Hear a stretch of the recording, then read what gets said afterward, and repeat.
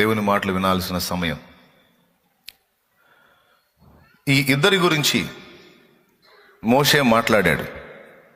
మోషే మాట్లాడుతూ ఒక మాట అన్నాడు. విచిత్రమైన పనులన్నిటినీ చేయడానికి వారికి ప్రజ్ఞా వివేక జ్ఞానములు కలుగునట్లు దేవుని ఆత్మతో వాని నింపి ఉన్నాడు అని బెస్లేల్ గురించి మాట్లాడాడు.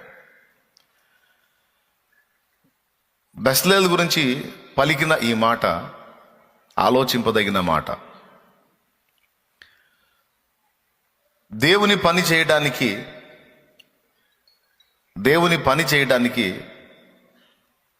ఎవరి హృదయంలో అయితే దేవుని కొరకు ఆకలి, ఆసక్తి, దేవుని అందలి ప్రేమ ఉంటుందో వాళ్ళని దేవుడు ప్రత్యేకంగా గుర్తిస్తాడు. మళ్ళీ చెప్తున్నాను, దేవుని పని చేయడానికి, దేవుని చిత్తము నెరవేర్చడానికి దేవుని అందలి ప్రేమ, భక్తి, ఆసక్తి ఎవరికైతే ఉంటుందో వాళ్ళని స్పెషల్గా దేవుడు దృష్టిస్తాడు అని నేను చెప్పాను. దేవుని సన్నిధికి చాలామంది వస్తారు.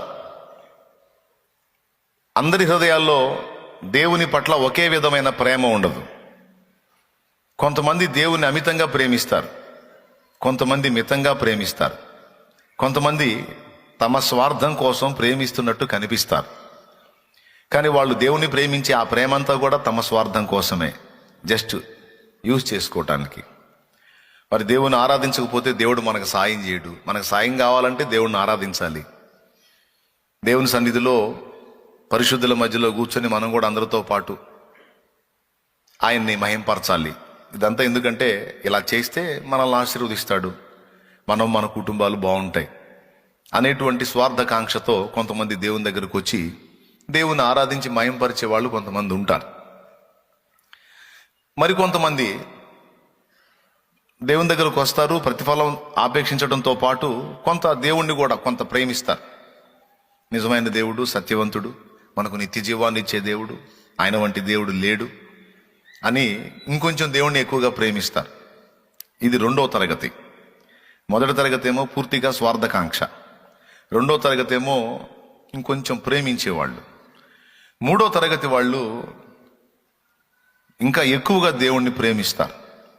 దేవుడు నాకేం చేశాడు, నేను ఎంత ప్రయోజనం దేవుని ద్వారా పొందాను అనేది వీళ్ళు ఆలోచించరు. కానీ నన్ను ప్రేమించి నా కోసం తాను అర్పించుకున్నటువంటి నా ప్రేమామయుడైన యేసయ్యను నేను ప్రేమించి, ఇంతగా నా కోసం చేసిన నా ప్రభు కోసం నేనేం చేయగలను, నేను ఏ విధంగా ఆయన చిత్తాన్ని నెరవేర్చగలను, ఆయన నామాన్ని మహింపరచగలను, ఆయన రాజ్య వ్యాప్తి కొరకు నేను ఎంతమాత్రం పాటు పడగలను అని ఆలోచించి, ఏదన్నా దేవుడు నాకు అవకాశం ఇస్తే నేను కూడా దేవుని కోసం వాడబడాలి అనే ఆకాంక్షతో, అలాంటి హృదయ ప్రేరణ కలిగి దేవుని ప్రేమిస్తూ ఉంటారు.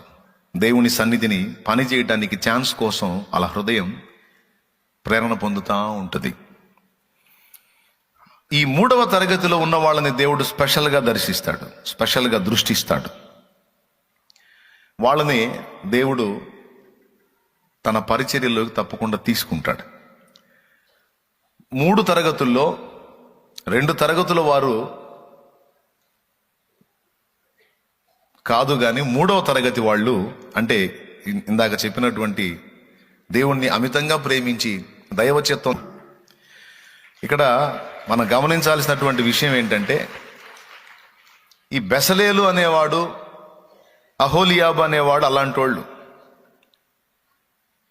వీళ్ళు దేవుని ప్రేమించే మనసు కలిగిన వాళ్ళు, దేవుని కోసం ఎంతైనా ఏదైనా చేయడానికి సిద్ధ మనస్సు కలిగిన వాళ్ళు. ఇశ్రాయేలు సర్వ సమాజంలో చాలా మంది వ్యక్తులు ఉన్నారు, కానీ వీళ్ళు ప్రత్యేకమైన వాళ్ళు. ఎందుకో ఒక్కసారి జస్ట్ పేజీ తిప్పండి, 36వ అధ్యాయం చూడండి. ఒకసారి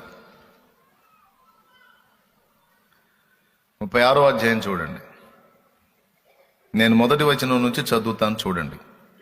పరిశుద్ధ స్థలము యొక్క సేవ నిమిత్తము ప్రతి విధమైన పని చేయ తెలిసికొనుటకై యెహోవా ఎవరికి ప్రజ్ఞా వివేకములు కలుగజేసెనో అట్టి బెసలేలును, అహోలియాబును మొదలైన ప్రజ్ఞావంతులందరూ యెహోవా ఆజ్ఞాపించిన అంతటి చొప్పున చేయుదురనెను. బెసలేలును అహోలియాబును యెహోవా ఎవరి హృదయములో ప్రజ్ఞ పుట్టించెనో ఆ పని చేయుటకు ఎవని హృదయము వాని రేపెనో వారినందరినీ మోషే పిలిపించెను. ఆ మాట, చివరి మాట చూడండి. ఆ పని చేయుటకు ఎవని హృదయము వాని రేపెనో, అది అండర్లైన్ చేయాల్సిన మాట. ఆ పని చేయుటకు ఎవని హృదయము వాని రేపెనో వారినందరినీ మోషే పిలిపించెను. ఈ పని చేయడానికి వాళ్ళ హృదయము వాళ్ళని రేపిందంట. అందుకే ప్రజ్ఞా వివేకములు కలిగి విచిత్రమైన పనులు కల్పించగలిగేటువంటి శక్తి గల ఆత్మను వాళ్ళ మీద కుమ్మరించాడు. దేవునికి స్తోత్రం కలుగునుగాక.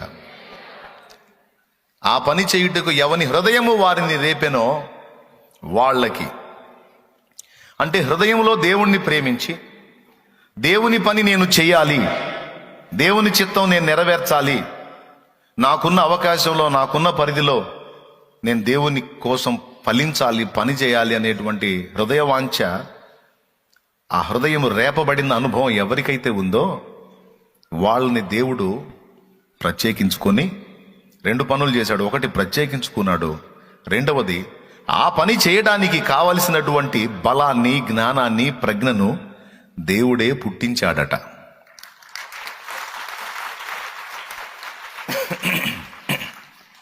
అంటే ఆయన ఆ ఆత్మని ఇవ్వకపోతే ఆ పనిలో వాళ్ళు రాణించడం కష్టం. అది కూడా దేవుని పనిలో. ఇప్పుడు విచిత్రమైన పనులు కల్పించి అవన్నీ నెరవేర్చి ప్రత్యక్ష గుడారపు నిర్మాణాన్ని వాళ్ళు జరిగించారు. తర్వాత ఈ ప్రత్యక్ష గుడారం నిర్మాణానికి ముఖ్య నాయకులుగా కొంతమందిని, వాళ్ళ క్రింద సహకారులుగా మరికొంతమందిని, ఎవని హృదయము వాని రేపెనో వారినందరినీ దేవుడు తన దాసుల ద్వారా, తన దాసుని ద్వారా పిలువనంపించాడు ప్రత్యక్ష గుడార నిర్మాణానికి. ఇది అక్కడ విషయం. ఇప్పుడు అదొక ఆలయం అయితే, అదొక మందిరం అయితే, యెహోవా సన్నిధి నివసించేటువంటి మందిరం అయితే, నూతన నిబంధన సంఘము కూడా దేవాలయముతో పోల్చబడింది. ఒకసారి పేతురు రాసినటువంటి మొదటి పత్రిక 2వ అధ్యాయం ఒకసారి తీసుకోండి. పేతురు రాసిన మొదటి పత్రిక 2వ అధ్యాయము ఒకసారి చూడండి. అక్కడ 5వ వచనం చదువు. మరియు ఆయన పూర్వకాలముందున లోకమును విడిచిపెట్టక, మొదటి పత్రిక 2వ అధ్యాయము 5వ వచనం, యేసుక్రీస్తు ద్వారా దేవునికి అనుకూలములగు ఆత్మ సంబంధమైన బలులను అర్పించుటకు పరిశుద్ధ యాజకులుగా ఉండునట్లు మీరును సజీవమైన రాళ్ల వలె నుండి ఆత్మ సంబంధమైన మందిరముగా కట్టబడుచున్నారు. దేవునికి స్తోత్రం. మనందరం ఎవరమంట? సజీవమైన రాళ్ల వలె ఉండి ఆత్మ సంబంధమైన మందిరముగా కట్టబడుచున్నామట. దేవునికి స్తోత్రం. ఓకేనా? అంటే క్రొత్త నిబంధన సంఘము కూడా ఒక మందిరంతో పోల్చబడింది. పాత నిబంధనలో ప్రత్యక్ష గుడారం దేవుని సన్నిధి అయితే, క్రొత్త నిబంధనలో నిర్మించబడుతున్న సజీవ రాళ్లతో నిర్మించబడుతున్నటువంటి సంఘము దేవుని మందిరం.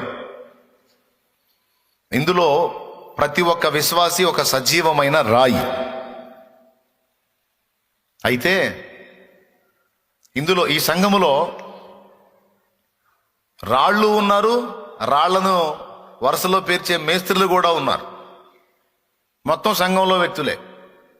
ఈ మాట మొదటి కొరింథీ పత్రిక 3వ అధ్యాయం మీరు కానీ చూడగలిగితే, మొదటి కొరింథీ పత్రిక 3వ అధ్యాయం మీరు చూడగలిగితే,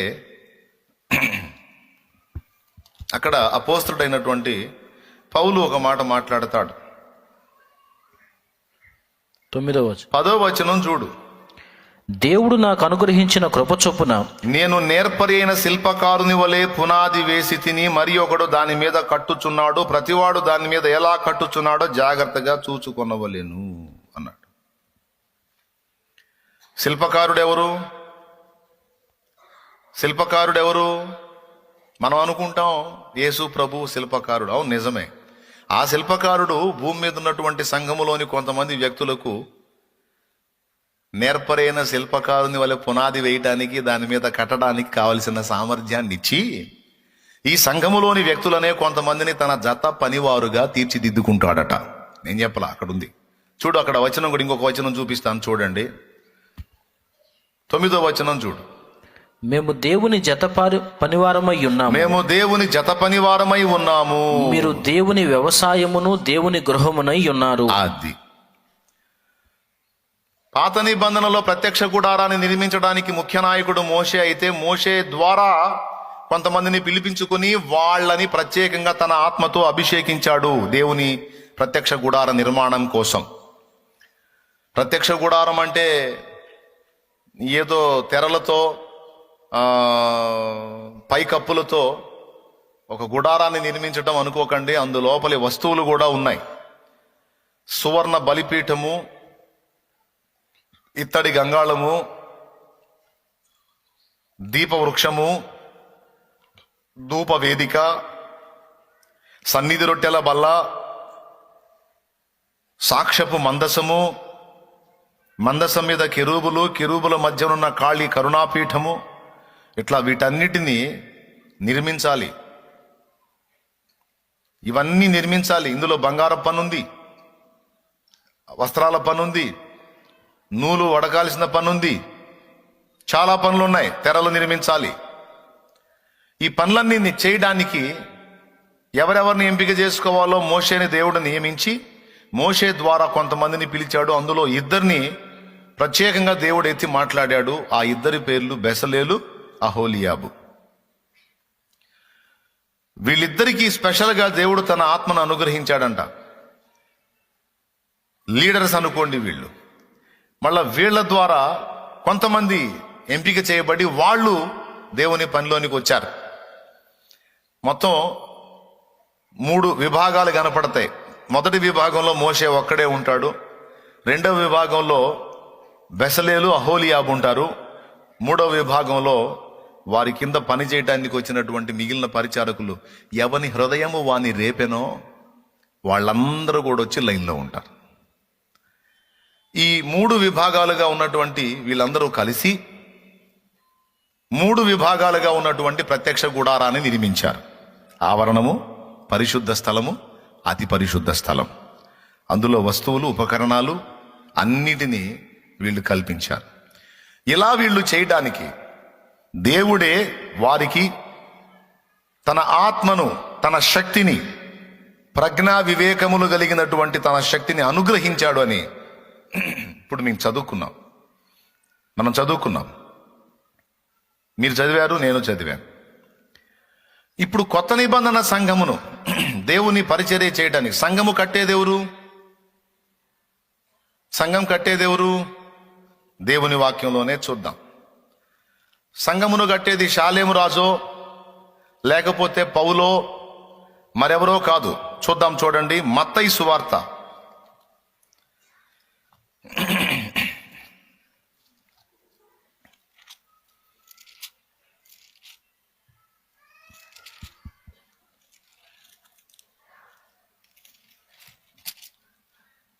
16వ అధ్యాయము 18వ వచనం చదువు ఒకసారి.